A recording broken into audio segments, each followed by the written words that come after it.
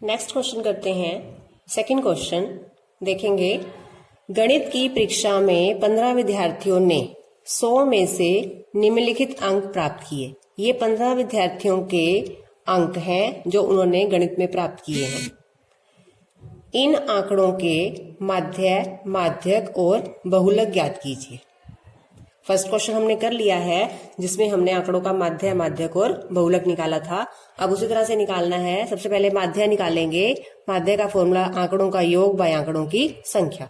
तो सबसे पहले हमने इन आंकड़ों का योग करना है। तो यहाँ हमने क्वेश्चन में ही साइड पे कॉपी में आंकड़ों का योग करके दिखाना है। तो 15 आंकड़े हैं, हम इन्हें लिखेंगे 41, 39, 48, 52, 46, आगे है 62, 54, 40, 96, 52। सारे मैं एक लाइन में आंकड़े नहीं लिख रही हूं। 52 के बाद है 98, 40, 42, 52 और 60। अब इनको जोड़ना क्यों इसलिए कम कम लिखे हैं क्योंकि इनको जोड़ना 5-5 आंकड़ों को जोड़ना थोड़ा आसान रहेगा। तो इनको प्लस करते हैं। 9, 10, 8, 18 और 2 20 और 6 26, हासिल 2 लग जाएगा। 2 और 4 6, 3 9, 9 और 4 13, 13 और 5 18 और 4 22। उसके बाद इनको प्लस करते हैं। 2 4 6, 6 12 और 2 14 का 4, हासिल 1, 6 और 1 7 5 12, 12 और 4 16, 16 और 9 25 और 5 30। 8, 2 10 और 2 12, हासिल 1, 10, 4 14, 4 18 और 5 23 और 6 29। अब इन सबको प्लस करके हमारे 15 आंकड़ों का योग आ जाएगा। अब हम इन तीनों को प्लस करेंगे। 2 4 6 और 6 12 का 2, हासिल 1, 9 और 1 10, 10 में 0 प्लस करेंगे 10, 10 और 2 12 का 2, हासिल 1, 2 और 1 3, 3 6 और 2 8। इकाई में इकाई वाला अंक प्लस करते जाओ, दहाई में दहाई वाला और सैकड़े में सैकड़े वाला। तो 822 आ गया हमारा आंकड़ों का योग। बाय आंकड़ों की संख्या कितनी है? 15, क्योंकि ये 15 विद्यार्थियों के गणित के अंक हैं। अब 822 को 15 से भाग करनी है। तो यहाँ पे 822 को आपने 15 से भाग करके भी दिखानी है। 15 का पहाड़ा पढ़ेंगे, 5 से गुना करोगे तो कितना आएगा? 75। 12 में से 5 घटाएंगे 7, ऊपर से लेंगे 2, 15 चौके 60, कितना बचता है? 12। पॉइंट लगा के 0 लगाओगे और यहाँ पॉइंट लगा लोगे। 15 का पहाड़ा आप 0 उतारेंगे, 120 हो गया। 15 का पहाड़ा पढ़ेंगे, 15 को 8 से गुना करते हैं 120। तो कितना आ गया हमारा? 54.8। तो माध्य आ गया 54.8। तो एक आंसर है ये माध्य। अब हमने निकालना है माध्यक। माध्यक के लिए सबसे पहले क्या करते हैं? आंकड़ों को आरोही क्रम में लिखना जरूरी है। माध्यक के लिए सबसे पहले क्या लिखेंगे? आंकड़े आरोही क्रम में।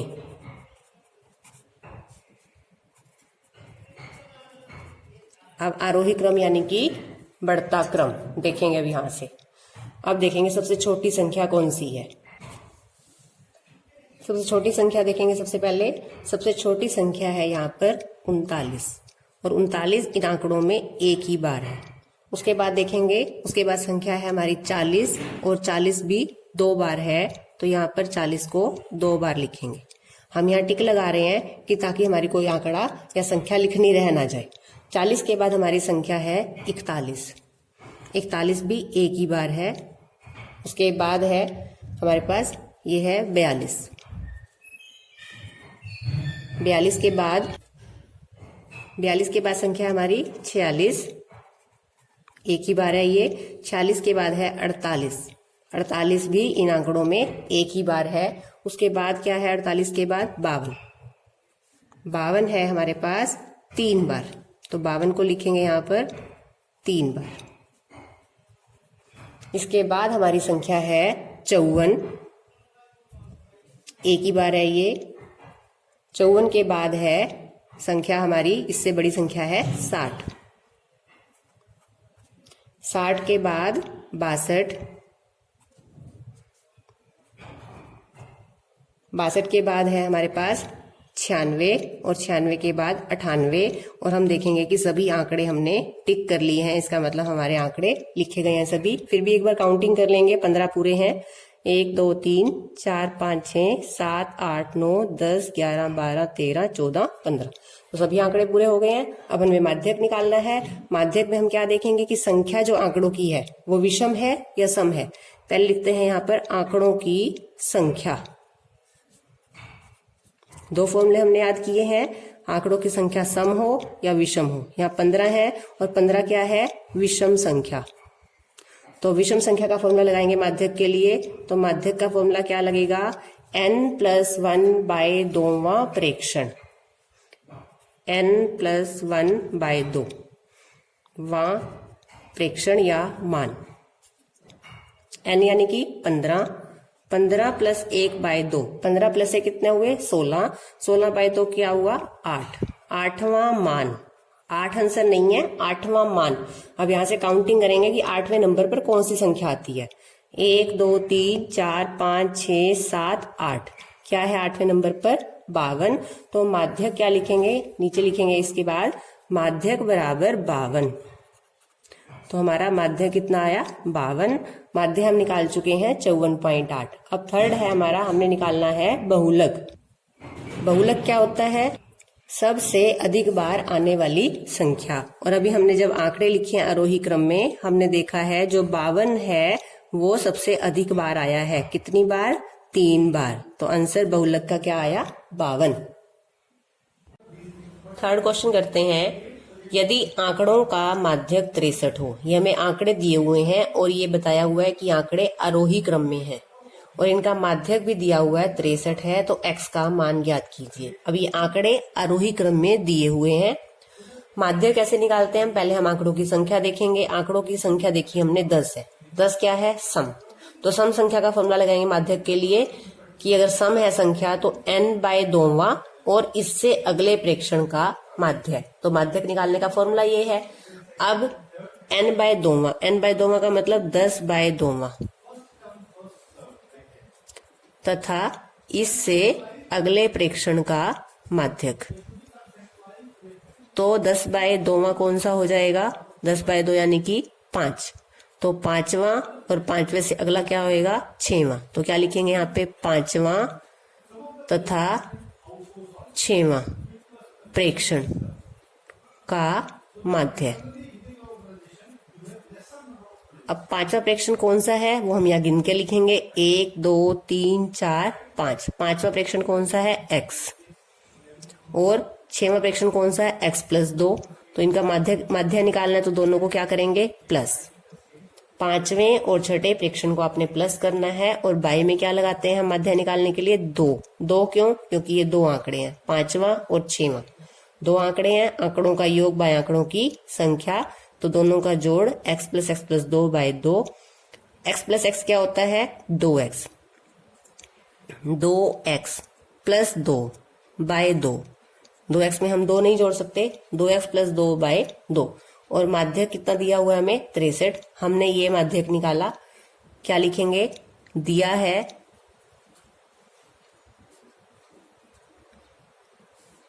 माध्यक बराबर 63।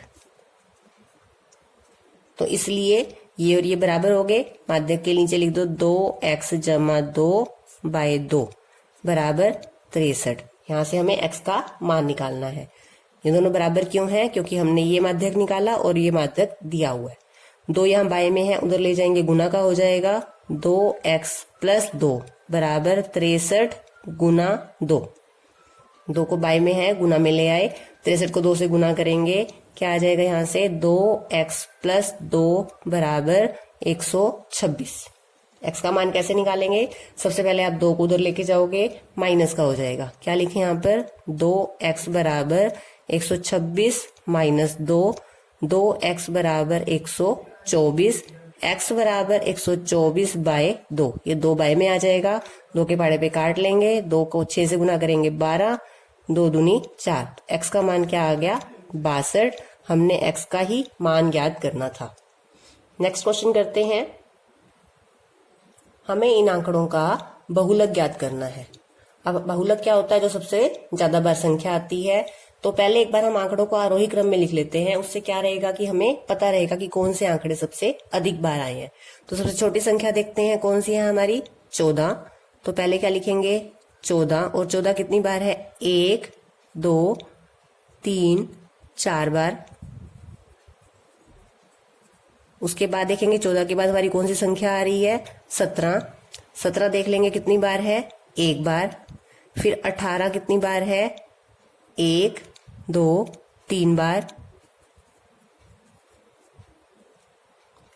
18 के बाद देखेंगे कौन सी संख्या है हमारी, 22, 1 बार है। उसके बाद 23, वो भी 1 बार है। उसके बाद 25, वो भी 1 बार है। और उसके बाद 28। तो टोटल हमारी 12 संख्याएं हैं और सारी की सारी हमने लिख ली हैं। अब हमने देखा आंकड़े लिखते समय में क्लियर हो गया कि कौन सी संख्या सबसे अधिक बार आई है, 14। कितनी बार आया है वो, 4 बार। तो हमने सिर्फ बहुलक निकालना है इस क्वेश्चन में। तो बहुलक क्या है हमारा, 14। कितनी बार आया है, 4 बार। तो यही हमारा आंसर है इस क्वेश्चन का। 5th क्वेश्चन करते हैं।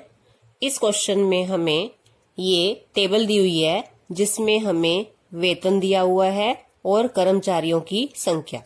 ये एक फैक्ट्री में काम करने वाले 60 कर्मचारियों का वेतन है और हमें ज्ञात करना है माध्य वेतन।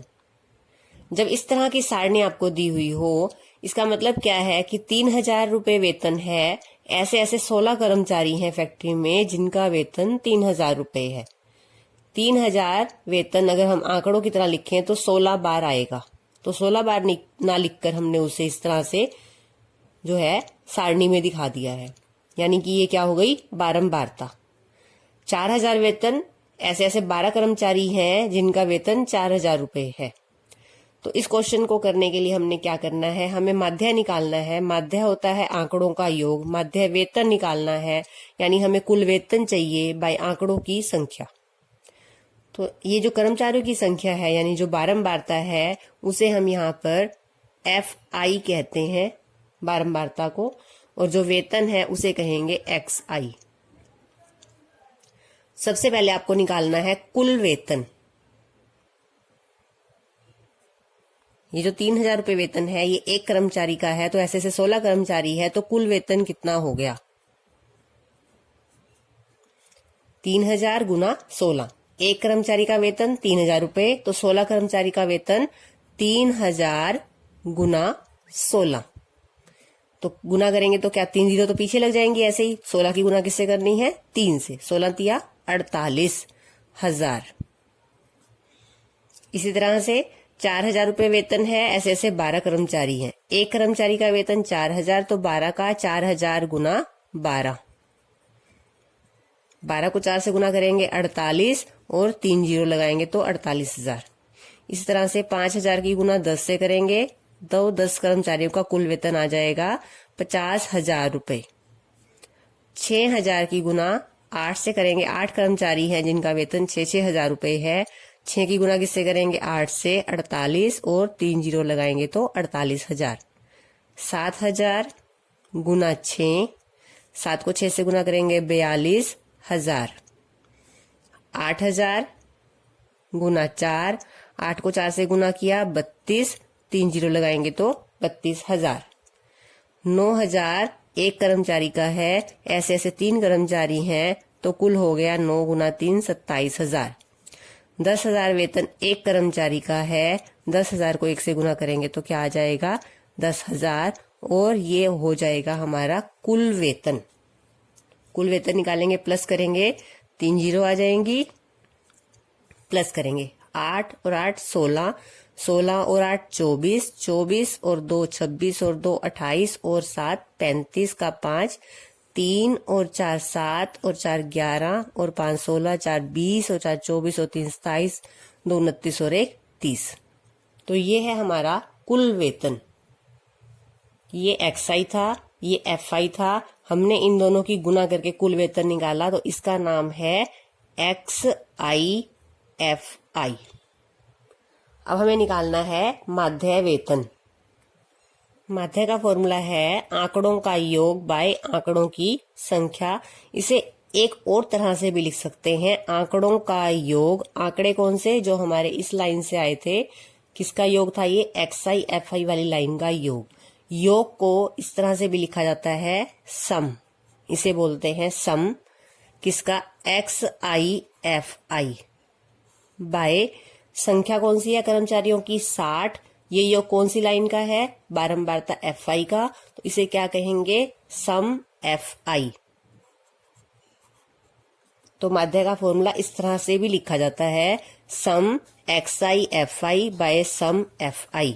अब हमारा आंकड़ों का योग कितना आया है? यहां से लिखेंगे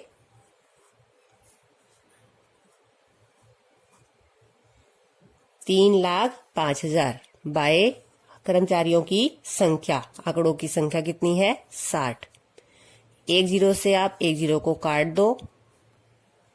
अब हमने 30,500 को 6 से भाग करके आंसर निकालना है, तो यहाँ हम भाग कर रहे हैं 30,500 को 6 से। 6 का पढ़ा पढ़ेंगे, कहाँ तक पढ़ोगे? 5 तक। कितना आ गया? 30। 30 में से 30 गए 0, ऊपर से क्या लोगे? 5। अब आप 6 का पढ़ा नहीं पढ़ सकते क्योंकि 6 से छोटी संख्या है, तो पहले लगाएंगे ना जाने की 0, फिर एक 0 लेंगे। 6 का पढ़ा पढ़ेंगे, फिर से 6 का पढ़ा पढ़ेंगे। 6 को 8 से गुना करेंगे तो कितना आ जाएगा? 48। कितना बचता है? 2। एक 0 ये है, इसको लेंगे। 6 का पढ़ा फिर से पढ़ेंगे, कितने पे जाएगा ये? 3 पे। कितना आ जाएगा? 18। कितना बचता है? 2। पॉइंट लगा के आप 0 लगाओ, 0 उतारोगे। पॉइंट के बाद अगला अंक है तो यहाँ पे पॉइंट लगेगा। 6 का पढ़ा फिर से पढ़ेंगे, 3 पे। 18। कितना बचता है आपका? 2। तो ये बार बार 2 हमारा शेष बचता रहेगा, तो यही हमारा आंसर है 5083.3। ये बार बार 2 बचता रहेगा, बार बार 0 उतारोगे, फिर से 3 पे जाएगा, फिर 2 शेष बचेगा, तो इसलिए हम आगे वाले शेष को छोड़ देते हैं और इतना ही आंसर इसका लिख लेते हैं। तो ये है हमारा माध्य वेतन इतने रुपए।